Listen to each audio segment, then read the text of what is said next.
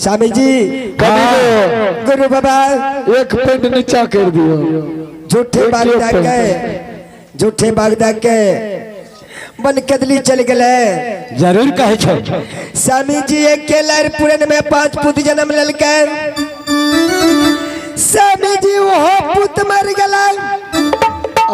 जरूर मर गए पूत। भगवान तो 4-5 गो पूत दिल के गुरु बाबा मजबूत बचले न सती पूत के कारण पगला गए। दोनों जी मिल के पगला मांगल को भीख न मिले थे। जकरे द्वार पर जाए कहे हे राजा कोई ठरा न हवे दे छे। कोई हमरा खड़ा नहीं हुआ देछा नहीं कोई एक लोटा पानी नहीं कोई एक रोटी देछा। स्वामी जी कोई आग नहीं लिया दे छे हमरा। हे भगवान स्वामी जी हाँ ए स्वामी जी कहियो ने आहे झूठे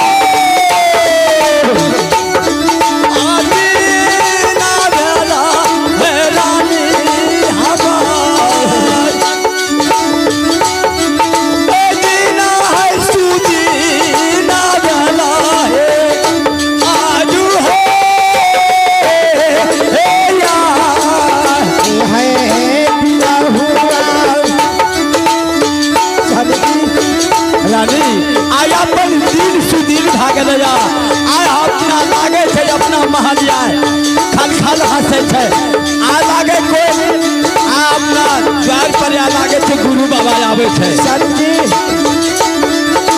हसी गुरु बाबा नेत के पर कदली चल गले। खान खसी बूढ़ा है छे। देख लो ना खान खसी बूढ़ा है छे खान जवान है छे खान नवना है छे खान के दिली के बात नहीं रहे छे।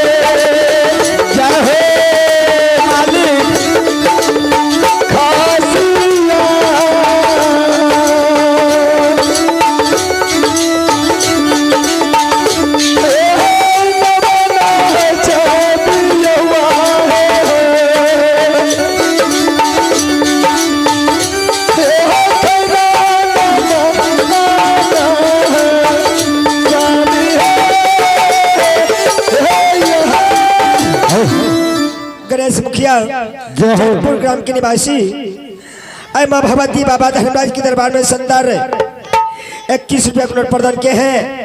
उन महादानी को है माँ भगवती बाबा धर्मराज समझ परिवार को सदा कल्याण करे। जय हो बाबा धर्मराज जय हो। क्या बढ़िया खोला हो बाबा जय हो।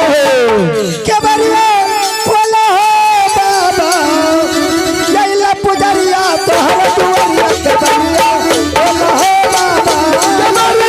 खोल